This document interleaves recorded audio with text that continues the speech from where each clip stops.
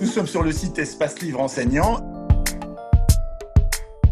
Nous avons la chance aujourd'hui d'avoir avec nous Loïc Martin qui va nous parler de son livre « Le raisonnement clinique, guide méthodologique infirmier ». Bonjour Loïc. Bonjour. Première question, pourquoi avez-vous publié ce livre et à quelles attentes répond cet ouvrage ? Alors dans le référentiel qui est plus si neuf que ça de 2009 infirmier, en fait, les compétences 1 et les compétences 2 et intègrent le raisonnement clinique dans ces compétences sont la colonne vertébrale en fait du référentiel. Donc partant de là, en fait, j'ai identifié en tant qu'ancien formateur en IFSI en fait des lacunes sur l'accompagnement en fait des étudiants sur l'apprentissage du raisonnement clinique.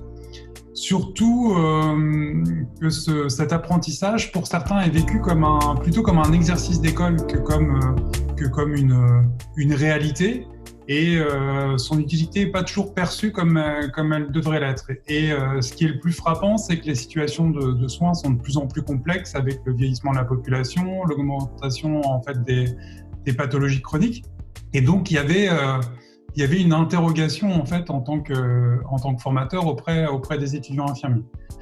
De plus, en fait, la majorité des ouvrages, alors on peut citer l'ouvrage très intéressant de Thérèse Puig sur l'apprentissage du raisonnement clinique, est plutôt destiné aux formateurs ou aux professionnels, et le langage est assez élaboré.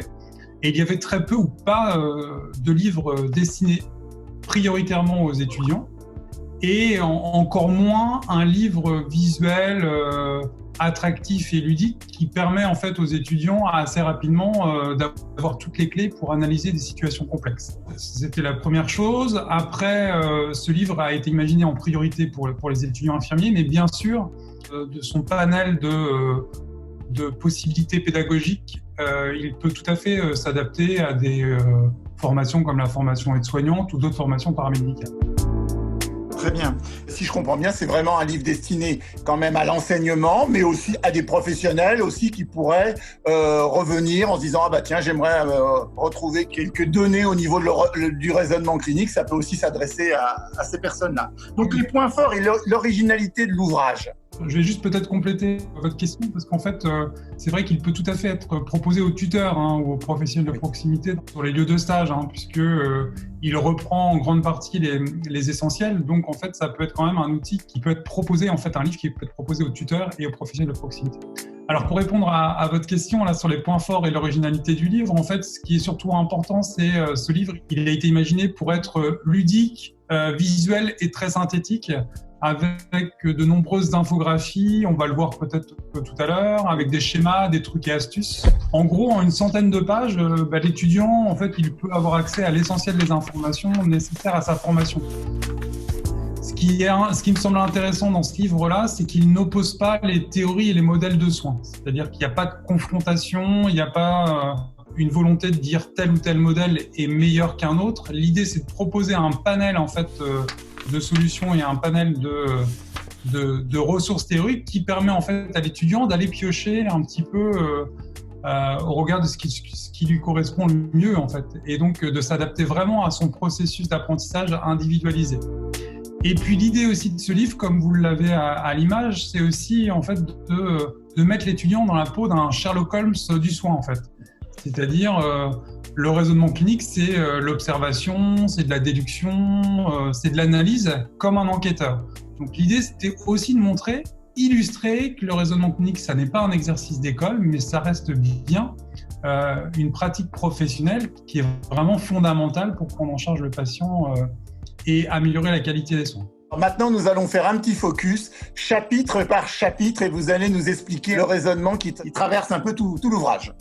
Le chapitre 1, il est plutôt destiné à faire comprendre un peu l'utilité en fait, du raisonnement clinique et l'importance des connaissances théoriques. Parce que si on le voit là, page 9 par exemple, si on n'a pas en tête de bien connaître les essentiels théoriques avec les connaissances indispensables, on ne peut pas différencier un individu sain d'un individu pathologique. Ça, c'est vraiment la première chose. On peut le voir hein, sur la page 10 à l'écran.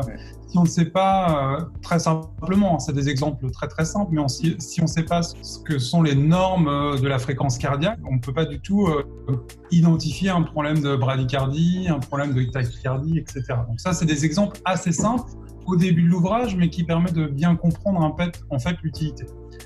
Ensuite, si on va page 19, l'avantage de cet ouvrage, c'est qu'on peut proposer une sorte de chemin un petit peu du raisonnement clinique, de la découverte de la situation clinique en haut de la présentation, jusqu'à la mise en œuvre du projet de soins. C'est-à-dire que le livre, grâce à ces infographies, permet de comprendre du début jusqu'à la fin où on peut aller. Donc ça, c'est en gros un peu les éléments essentiels de ce chapitre 1. On le voit bien, hein, il y a la situation clinique qui est présentée à l'écran. Et puis après, au regard de cette découverte, on va faire différents fonctionnements intellectuels, soit aller directement à la résolution du problème immédiatement, ou soit passer par la recherche de données cliniques supplémentaires pour formaliser ou identifier un problème de santé. Tous les chapitres se finissent pour aller plus loin avec une liste biblio, et on voit quand même un nombre de schémas quand même très très important par page. Hein, oui. Alors en fait, ce qui est intéressant sur la rubrique pour aller plus loin, parce que l'ouvrage a été imaginé volontairement facile d'accès, mais pas simplicite. C'est-à-dire que si, au regard en fait de la lecture, les étudiants souhaitent aller plus loin, la rubrique pour aller plus loin permet aussi à l'étudiant professionnel de davantage affiner en fait sa connaissance des différents chapitres. Donc c'est un ouvrage qui facilite et qui simplifie la compréhension, mais c'est pas un ouvrage simpliste. Après le chapitre 2, hein, qui est page 21, on le voit en fait, il est organisé autour de 6 piliers fondamentaux du raisonnement clinique. Donc je l'ai parlé déjà des connaissances théoriques, mais ça reste un pilier fondamental, l'observation, l'examen clinique avec l'entretien clinique et l'examen physique, de bien différencier en fait ces deux éléments-là. L'écoute et la qualité relationnelle qui nous semble un point vraiment fondamental en fait, puisque être capable d'écouter et de bien communiquer, c'est aussi avoir la possibilité de recueillir des informations en fait, cliniques supplémentaires pour avoir une meilleure analyse de la situation de soins. Et puis après, c'est sur le 5e et le 6e point, la manière en fait de recueillir les données cliniques et enfin comment trier et catégoriser les données cliniques. Alors on peut faire un focus, page 56. Cet ouvrage présente en fait quelques nouveautés. Donc on va le voir là. Voilà, il est là. En fait, c'est un outil assez visuel qui marche très très bien sur le terrain. Hein. En règle générale, quand on présente cet outil sur le terrain ou auprès des étudiants, tous les tuteurs veulent s'en emparer et le garder dans la poche si c'est un format un peu plastifié. En fait, c'est un outil visuel qui permet assez ludique, qui permet de catégoriser les données cliniques et de faciliter l'analyse. En gros, il peut s'utiliser de différentes manières. Une première manière assez simple de recueil de données, un peu comme des outils existants, c'est-à-dire que pour chaque case, par exemple, si on prend la case neuropsy, on va intégrer tous les critères neurologiques, mais aussi psychologiques ou psychiatriques. On va mettre les données dans ces critères-là et on remplit au fur et à mesure, du haut vers le bas, toutes les informations qui sont essentielles. Et l'énorme intérêt de ça, c'est qu'on est sur une vision un peu globale du patient. Et donc, on va se dire, je visualise et je me pose des questions du haut vers le bas. Ensuite, il peut s'utiliser en termes de checklist un peu terminal, c'est-à-dire comme un pilote d'avion, avant de décoller, il a d'abord fait toutes les vérifications. Mais avant de décoller, il revérifie une dernière fois. Là, c'est avant de rentrer dans la chambre. J'ai cet outil avec moi ou j'ai cet outil dans la tête puisque je l'ai déjà utilisé pas mal et je me repose toutes les questions essentielles. Par exemple, si le patient est prêt à sortir, est-ce que j'ai informé la famille, est-ce que j'ai donné toutes les informations nécessaires, etc., etc.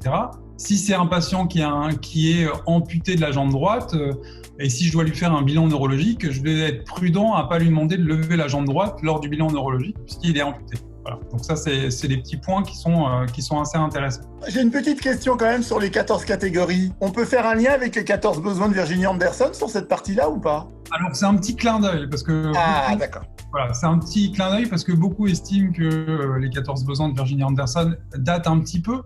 malgré tout, ça reste un outil qui est encore utile avec la question des besoins fondamentaux. Et donc, l'idée, c'était de faire écho à ça, puisque cet outil peut être complémentaire en fait au regard des 14 besoins de Virginia Anderson. Et puis, voilà, c'était un petit clin d'œil assez sympathique vis-à-vis d'une personne qui a beaucoup travaillé pour la profession paramédicale. Le chapitre 3, il est plutôt destiné à tout ce qui est autour des compétences, de la démarche clinique, de bien comprendre en fait ce que c'est que la démarche clinique. On parle encore parfois de démarche de soins. Moi, j'ai pris le postulat en fait sur ce livre de parler que de démarche clinique et pas de démarche de soins. Et on voit bien qu'en fait, page 75, on voit toutes les étapes en fait fondamentales au regard des compétences, des étapes de la démarche clinique au regard des compétences. Par exemple, on arrive, la première chose, c'est l'observation, l'évaluation clinique. Et après, on va faire un recueil de données, on va trier et catégoriser les données. Et ainsi de suite, on va avancer jusqu'à la planification de soins. Ça intègre bien des données comme la question du jugement clinique, par exemple. C'est des points qui me semblent intéressants parce qu'on voit bien qu'en fait, on est dans un processus. Alors là, c'est assez linéaire sous forme de tableau. Mais au final, on est toujours dans un processus permanent de la démarche clinique. C'est-à-dire que quand on a pris en charge le patient à 9 heures, on va se reposer les mêmes questions au bout de quelques heures et on va être toujours en alerte, en observation. Et ça fait écho aux 6 piliers du raisonnement clinique. C'est le chapitre 3 qui repose un peu des bases un peu théoriques et des fondements un peu méthodologiques sur le raisonnement clinique. Et dans le tableau, c'est intéressant de retrouver les compétences, comme ça l'étudiant se repositionne par rapport aux compétences qu'il doit acquérir en stage. Il y a le fameux trépied comprendre, agir, transférer, qui reste aussi une colonne vertébrale de ce référentiel. Et en fait, c'est d'arriver assez synthétiquement et visuellement à ce que l'étudiant se dise, voilà, là, je suis plutôt dans quelque chose à essayer de comprendre ce qu'il joue, après je vais agir et puis après je vais transférer, puisque on est dans une logique de compétence et qu'on est compétent qu'en situation. Ensuite, le chapitre 4, il s'intéresse plutôt à des grandes données. On peut aller page 85, par exemple. Il s'intéresse à la manière de formaliser les problématiques de santé. On se pose pas mal de questions sur la manière de formaliser les problématiques. On voit bien que si c'est un problème réel, on va parler de problème, d'étiologie et de signe, d'accord ? Et puis si on est sur un problème potentiel, c'est-à-dire des risques, on va parler de problèmes réels ou problèmes potentiels, etc. Donc, l'idée, c'est aussi à nouveau de mettre des schémas pour permettre à l'étudiant d'arriver à verbaliser et à formaliser des problèmes le plus précisément possible. Alors, avant ça, il y a une petite partie sur la démarche autour du diagnostic infirmier. Mais l'idée, surtout au départ, c'est déjà arriver à ce que l'étudiant arrive à identifier le problème et progressivement, en monter en compétence, il va affiner son vocabulaire et il pourra aller chercher en fait des informations qui lui semblent le plus pertinentes possible au regard de son niveau de formation. Après, il y a des petits trucs. Alors, je vous parlais en introduction de petites astuces. Si on va à page 88, qui est juste pas très très loin, il y a la méthode paupière, par exemple. La méthode paupière, c'est tout bête, mais c'est problème, objectif, planifier, intervention, évaluation et réajustement. En fait, l'étudiant a aussi besoin de moyens mémotechniques pour bien se positionner. Et quand on pense tout de suite à la méthode paupière, on se dit, bah oui, j'ai en fait 6 éléments à bien prendre en compte dans la mise en œuvre de mon projet de soins. Et donc, je vais être obligé d'abord d'identifier le problème de santé. Ensuite, je vais me fixer des objectifs de soins. Je vais planifier, je vais agir, je vais évaluer, je vais réajuster. Et on repart à nouveau dans cette question de processus, comme je l'ai expliqué un peu tout à l'heure.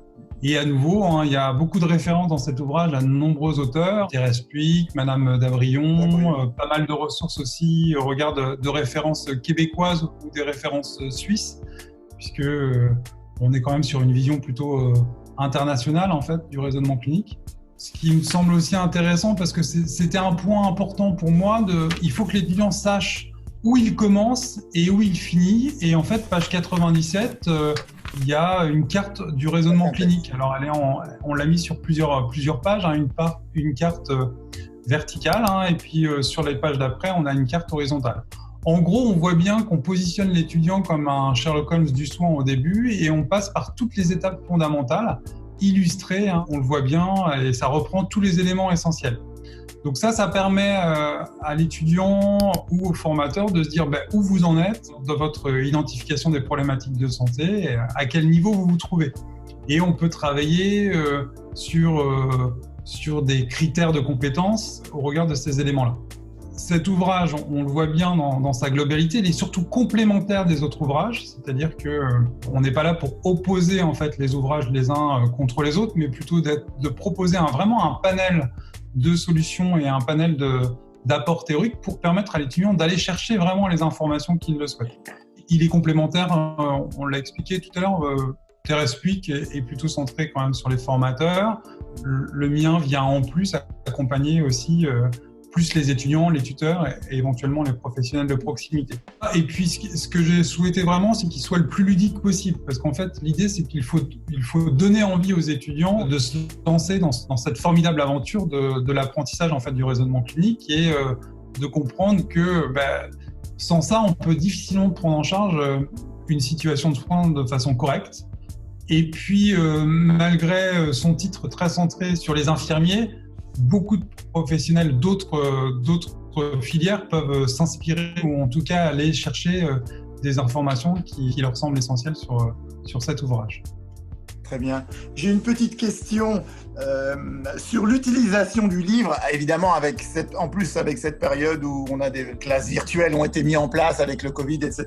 L'utilisation du livre dans une classe inversée. Oui, alors en fait ça peut être intéressant de pouvoir utiliser justement peut-être les schémas en amont, c'est-à-dire faire travailler les étudiants en identifiant certains schémas, en les amenant à réfléchir en amont sur le temps à la maison, soit de manière individuelle, soit de manière collective. Par exemple, sur le schéma qu'on est en train de voir ici en synthèse, leur donner peut-être que 3-4 éléments du schéma et leur demander de compléter le schéma et essayer de comprendre s'ils ont bien compris le processus en fait, du raisonnement, et échanger après en retour en classe et être capable de faire un débriefing. Plutôt en fait que de parler des théories de soins, de reparler l'histoire de la formation infirmière au début, peut-être qu'il faut arriver à amener justement un côté un peu plus ludique. Si on peut leur dire assez simplement, demain vous êtes le Sherlock Holmes du soin, comment vous imaginez un petit peu tous ces éléments, et puis les faire travailler sur leur représentation, et puis après les faire travailler sur des cas vraiment concrets. Voilà, ça peut être une des solutions à la crise Covid. Et puis bien sûr, ça nécessite aussi sur cette thématique de bien maîtriser les différents niveaux de la classe inversée, puisque ça peut être un autre sujet un peu plus tard, mais il y a vraiment 3 niveaux, comme l'a expliqué Marcel Lebrun, de classe inversée, et il faut bien identifier ces niveaux-là pour travailler efficacement avec les étudiants dans cette période d'hybridation ou de formation totalement distancielle. Et nous ferons peut-être un tuto justement juste sur le livre et les classes inversées, parce que c'est vrai que pour la rentrée de septembre, avec l'arrivée des nouveaux étudiants, sûrement des écoles et des IFSI vont devoir faire des cours à distance, et c'est vrai que ça pourrait être une aide. Donc on fera sûrement un petit tuto sur ce positionnement de la classe inversée et de l'utilisation du livre sur le raisonnement clinique en classe inversée. Loïc, merci infiniment. Je pense que ça a été vraiment très intéressant pour tout le monde. Bonne journée et puis à bientôt. Bientôt, au revoir.